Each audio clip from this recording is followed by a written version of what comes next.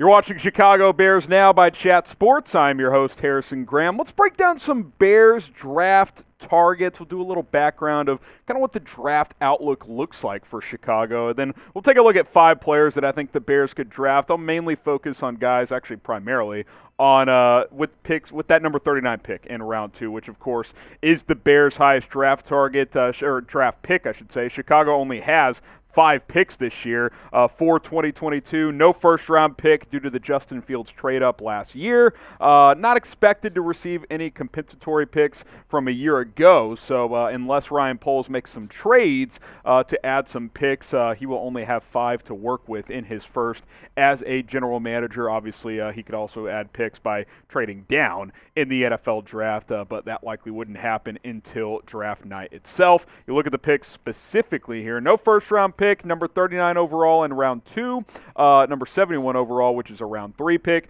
2 picks in the 5th round, 1 pick in the 6th. That means you also notice no 4th round pick and no 7th round pick. So pretty light draft capital for Chicago here in 2022, but still a lot of draft stuff to talk about, including taking a look at today's Bears draft targets. If you love the NFL draft, if it's fun, I think it provides hope for teams. Like this video, hit that thumbs up icon. Even if the Bears don't end up having a first round pick, I'm still fired up. We have a lot of fun. We'll have a lot of draft buzz, mock drafts leading up to the NFL draft. So like this video if you're fired up for the NFL draft. All right, let's take a look at some Bears draft targets. First up, George Pickens, the wide receiver out of the University of Georgia. And if you look at his kind of a career, is really, really interesting because he just couldn't stay super healthy, especially this year. Didn't play in any games this year. But when he has played, he's a deep threat ability. He's got vertical upside as well.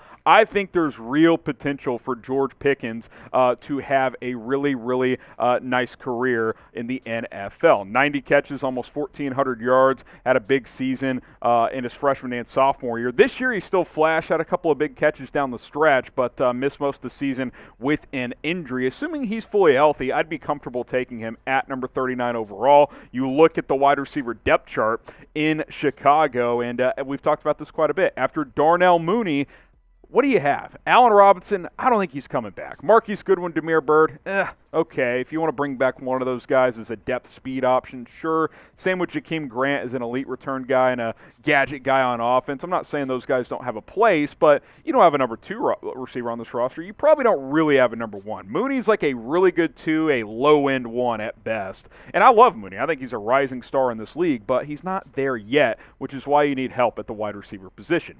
What is your dream draft pick with the number 39 overall selection? Let me know in the comments. This will be the pinned comment on today's video, so you can reply right there. Your dream draft pick or target, same thing with number 39. Okay, let's go defense here. Roger McCreary, the cornerback out of Auburn. You guys have asked me about him a little bit in a couple of our mailbags that we've done over the last couple of weeks. I like him. I think he's a guy that can come in and be a CB2 type right away. I think he's got that type of potential in the NFL. And Jalen Johnson is a cornerback who proved as a second-round pick that he was able to come in and play right away in 2020 and play really well. He had 15 pass breakups as a rookie, had a good year in 2021 in his second year. Now you need to get him some help. I don't think Kendall Vilder's a long-term solution. Duke Shelley, Thomas Graham Jr., I think he has some upside, but we haven't seen him enough. You got to get someone in here that can bolster this cornerback unit, whether it's in the free agency or in the draft with someone like McCreary. It's a clear need. It's an absolute clear need. There's just no getting around it. If you are the Chicago Bears, you have to address the CB position. And if you don't, it's gonna look a lot like last year, where Johnson's got things mostly covered off on his side, but CB2 and nickel are kind of scrambling, and that can't be the case. One of those two you have to feel good about. If the other one's a slight weak spot, okay, you're not going to be super strong at every position, but you can't have 2 of your 3 corner spots be in bad shape. Subscribe to the channel if you want more Bears draft videos. I'll crank some more of them up. We've done a few of them. I did a mock draft a couple of weeks ago. You guys liked that one with over 20,000 views. I'll do more draft coverage, draft targets, more mock drafts. Producer Marshall Green on his channel, he covers the Giants here, did like a mock draft, tracker, like broke down a bunch of other mock drafts and from ESPN and other sites to kind of cover that off as well. We could do that type of stuff. Subscribe if you want more Bears draft videos. The easiest way to send that message is subscribe from this video because we can check how many subs we get per video. And if not, hell, more videos every single day outside of the draft as well.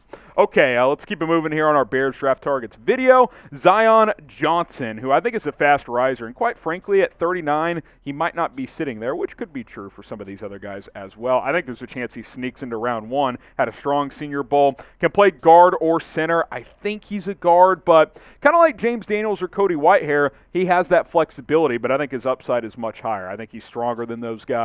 I think Zion Johnson is a really interesting player because he's got versatility. He's powerful as a guard, and with James Daniels set to hit free agency, I've told you guys, I think he's going to get overpaid by somebody, and I don't think the Bears are going to be that team. You've got to address that guard spot, and you have to address center too. I mean, let's be honest. Sam Mustipher isn't the answer. Maybe Zion Johnson is the answer, but if not, he can still start at one of your guard spots right away. I think he's an instant day one starter in the NFL. The offensive line is obviously an area that must be addressed. Let's talk about another offensive line position. Daniel Faalele out of Minnesota.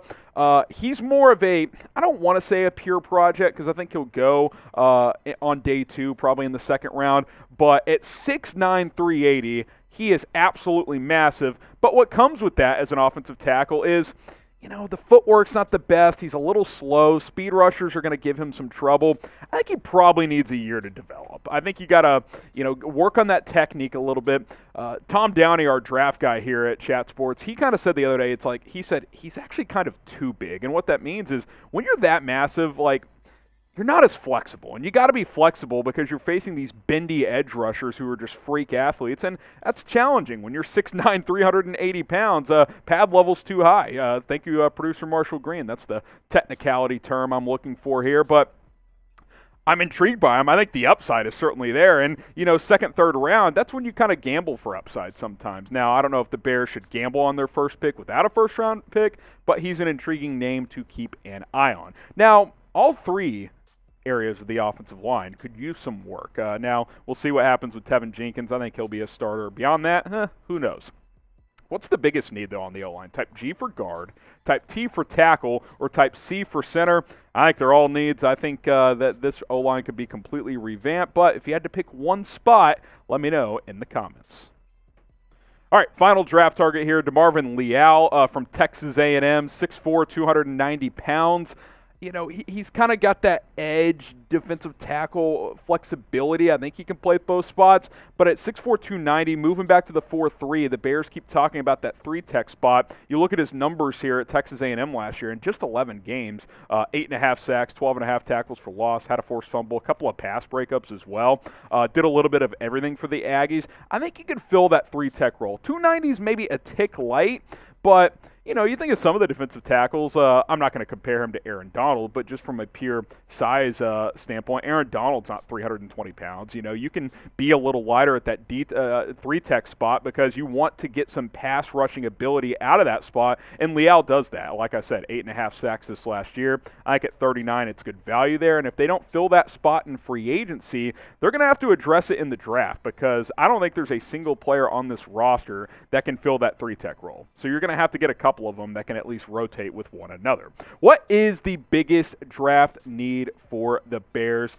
Just broke down my 5 draft targets, and let's recap those here in a second, actually, in just a moment. But let me know, what is your biggest draft need in terms of position? Receiver, offensive line. Be specific on the O-line. Tackle, guard, center. Is it a defensive tackle, a corner? Let me know what the biggest draft need is for the Chicago Bears.